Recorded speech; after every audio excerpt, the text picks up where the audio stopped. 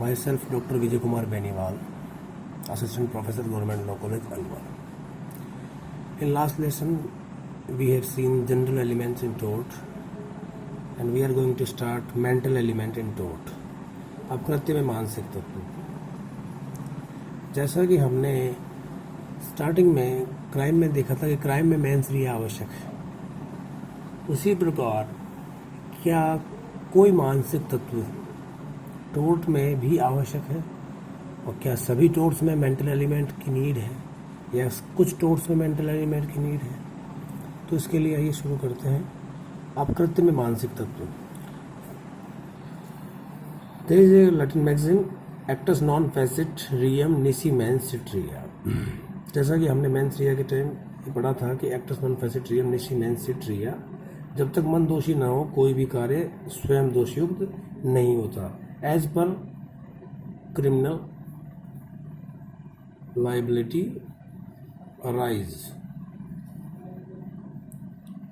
Criminal liability में ये नियम लागू होता है, बट इंडियन आईपीसी में मेंस रिया के साथ साथ नॉलेज को भी ऐड किया गया है। इसी प्रकार दूसरा लैटिन मैक्सिम है एक्टस में इनविटियो फैक्टस नॉन मीन्स एक्टस। मेरी इच्छा के विरुद्ध किया गया कार्य मेरा नहीं। जैसा कि आईपीसी में भी ऐसा बताया गया है कि इंडियन पिनल कोड में कि स्वयं की इच्छा के विरुद्ध कार्य किया गया मेरा नहीं है। अब आइए मुख्यतः अपना जो क्वेश्चन बनता है, what is the role of mental element in tort, कि टोर्ट में मेंटल एलिमेंट का क्या योगदान है। सामान्यतः मेंटल एलिमेंट कुछ टोर्ट्स में योगदान नहीं है और कुछ टोर्ट्स में योगदान है। पर सबसे पहले क्योंकि अपराध के लिए भी एक्ट होना आवश्यक है प्लस मेंस रिया, उसी प्रकार टोर्ट में भी act plus mental element tort, सभी टोर्ट्स में नहीं। तो मेंटल एलिमेंट के अंतर्गत टोर्ट में कौन कौन से जो मेंटल एलिमेंट है, जैसे intention. First is intention, mains Riya is also intention, मानसिक स्थिति इंटेंशन भाव। तो हम देखते हैं कि इंटेंशन यानी आशय। दूसरा जो बताया गया है वो है मोटिव, हेतु। तीसरा है मैलिस, जिसे कहते हैं हिंदी में दुर्भावना। ये कुछ मेंटल एलिमेंट है जो टोर्ट में आवश्यक है या नहीं, या किन टोर्ट्स में आवश्यक है वो हम देखते हैं। पहला इंटेंशन। इंटेंशन जो कि मेंस रिया हमने देखा क्रिमिनल लाइबिलिटी में, नल लाइबिलिटी में, क्या इसका टोर्ट में भी उतना ही योगदान है? क्या ये एसेंशियल है टोर्ट को कॉन्स्टिट्यूट करने के लिए? तो आइए देखते हैं। पहले देखते हैं इंटेंशन है क्या। इंटेंशन क्या है? वह मूल भावना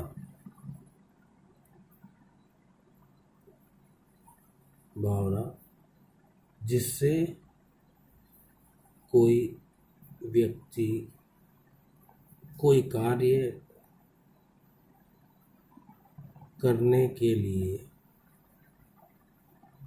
प्रेरित होता है।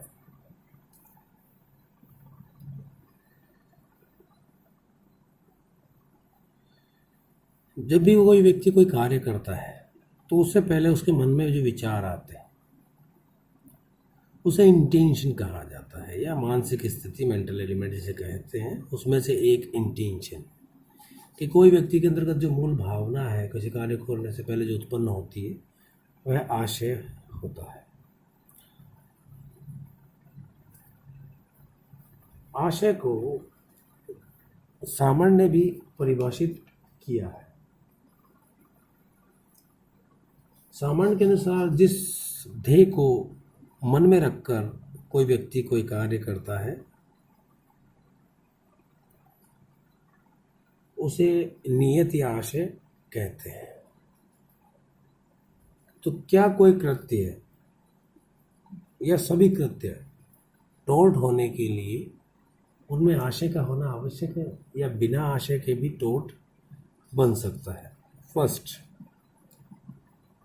हम कुछ केस डिस्कस करते हैं जिसमें ये क्लियर होगा कि क्या सभी टोर्ट्स में या किन टोर्ट्स में इंटेंशन मस्ट बी नीडेड।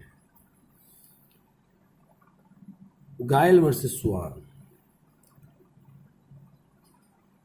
ये केस है 1822 का, जिसके अंतर्गत तथ्य इस प्रकार है कि एक व्यक्ति ए अपना बलून लेकर फ्लाई करता है।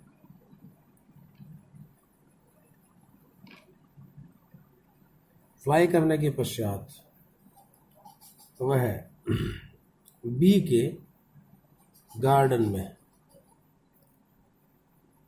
लैंड करता है। काफ़ी समय वह जब उड़ान पर रहता है उसके पश्चात वह लैंड करता है। लैंड करने के ते ही कुछ लोग बलून को देखने के लिए वहाँ आ जाते हैं।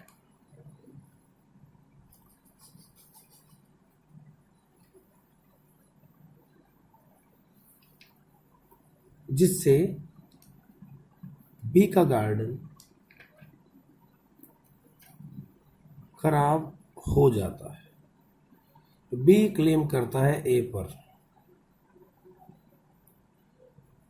कि आपकी बलून उड़ाकर जो लैंडिंग मेरे गार्डन में की है उसको देखने के लिए दर्शक या लोग मेरे गार्डन में आ गए, जिससे कि मेरे पेड़ पौधों और गार्डन को नुकसान पहुंचा।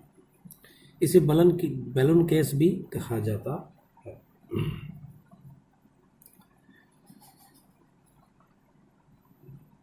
यहाँ पर ए ने आर्ग्यू किया या ए ने एक स्टेटमेंट दिया कि मैंने ऐसा इनोसेंटली किया है कि मैं काफ़ी देर तक उड़ रहा था उसके पश्चात बलून में और मैंने लैंडिंग की, तो मैंने ऐसा बिल्कुल भी सोचा नहीं था कि आपके गार्डन को किसी प्रकार का कोई नुकसान या मेरे ऐसे लैंडिंग करने से किसी प्रकार का कोई क्षति ना तो करने की नीयत थी, ना इंटेंशन थी, ना इस तरह का कोई भाव मस्तिष्क में विचार उत्पन्न हुआ था।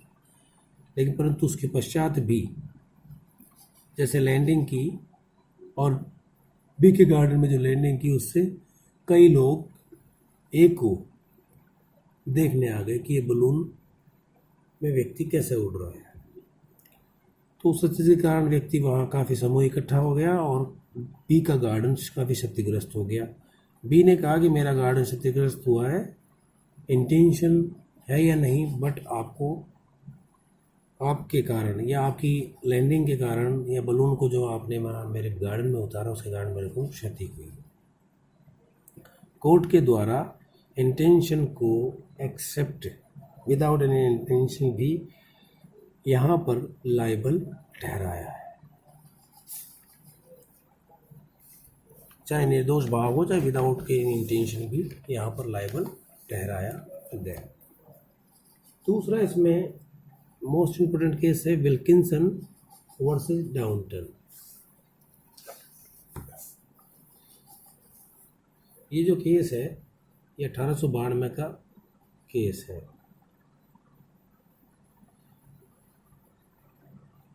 Queen's Bench 57। इसे ग्रे हेयर केस भी कहते हैं। Grey hair case. इस मामले में ए और बी पड़ोस में रहते हैं। ए मॉर्निंग में अपने बच्चों के साथ पहले स्कूल छोड़कर अपने ऑफिस जाता है। बी इसके पड़ोस में रहता है। एक दिन मॉर्निंग में सुबह ए जा रहा था, बी उसी रोड से वापस आ रहा था। आते ही बी ने ए की मिसेज को उसको मजाक के तौर पर एक सूचना दी, या उसने मजाक किया कि ए और उसके बच्चों का रोड पर एक्सीडेंट हो गया है। बी के द्वारा ये सूचना देने पर ए की वाइफ ए को खोजने के लिए रोड पर जाती है, जहां वो उसे नहीं पाती है। फिर वो हॉस्पिटल जाती है, जहां उसे शॉक लगता है, और शॉक के कारण वह बीमार पड़ जाती है और हॉस्पिटल में भर्ती रहती है। लगभग कुछ माह पश्चात, जो कुछ महीने का में कोई कुछ हफ्ता तक वहाँ भर्ती रहने के पश्चात इनके पति और बच्चे स्वस्थ रहते हैं, लेकिन ये इनको शॉक के कारण बीमार होकर भर्ती हो जाती हैं, जिससे क्या है कि हॉस्पिटल में रहने के पश्चात इनके बाल सफ़ेद हो जाते हैं। इसके लिए इन्होंने बी पर क्लेम किया है कि आपकी उस सूचना की वजह से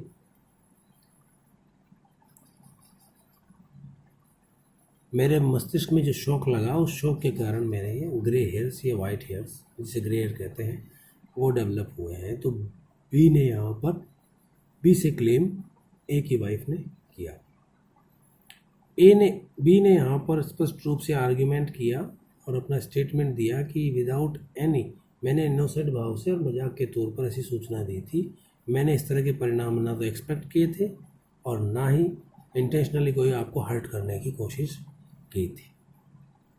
लेकिन इस मामले में भी विदाउट एनी इंटेंशन होने पर भी यहाँ पर डैमेज हुआ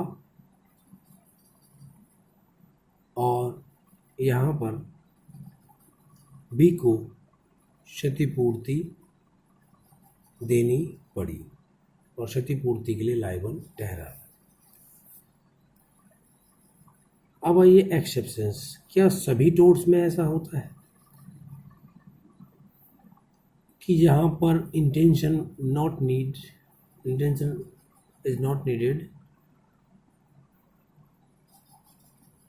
टू कॉन्स्टिट्यूट ए टोर्ट या tortious liability arise to arise a tortious liability? तो फर्स्ट डिसीट, जिसे कहते हैं धोखा देना या चीटिंग। दूसरा है मैलिशियस प्रोसिक्यूशन, विद्वेषपूर्ण अभियोजन। Third one is assault. Fourth one is conspiracy यानी षड्यंत्र। ये एक्सेप्शंस है कि यहाँ पर इंटेंशन, टोर्ट को कॉन्स्टिट्यूट करने के लिए यहाँ पर इंटेंशन प्रूव की जा सकती है, और यहाँ पर इंटेंशन इन मामलों में आवश्यक या हम प्रूव कर सकते हैं। इंटेंशन यहाँ प्रूव हो सकती है। तो पहला है डिसीट। डिसीट में एक व्यक्ति द्वारा दूसरे को किसी प्रकार के चीट करना, धोखा देना, इसके अंतर्गत शामिल है। दूसरा है मैलिशियस प्रोसिक्यूशन। मैलिशियस प्रोसिक्यूशन में यहाँ पर भी दुर्भावना यानी मेंटल एलिमेंट आवश्यक होता है साबित करने के लिए कि ऐसा इंटेंशन था इनका, ऐसा इस प्रकार से करना। असॉल्ट जहाँ पर कोई जेस्चर और एनी प्रिपरेशन से किसी प्रेजेंट पर्सन को यह महसूस होता है कि उसके विरुद्ध criminal force will be used against him. तो असॉल्ट में भी मेंटल एलिमेंट की आवश्यकता है, इंटेंशन प्रूव किया जा सकता है और यहाँ प्रूव करना आवश्यक भी है। लगभग कॉन्स्पिरेसी, षड्यंत्र के मामले में भी इंटेंशन प्रूव की जा सकती है और ये commit to constitute to tort के लिए या क्रिमिनल लायबिलिटी अराइज करने के लिए हम प्रूव कर सकते हैं।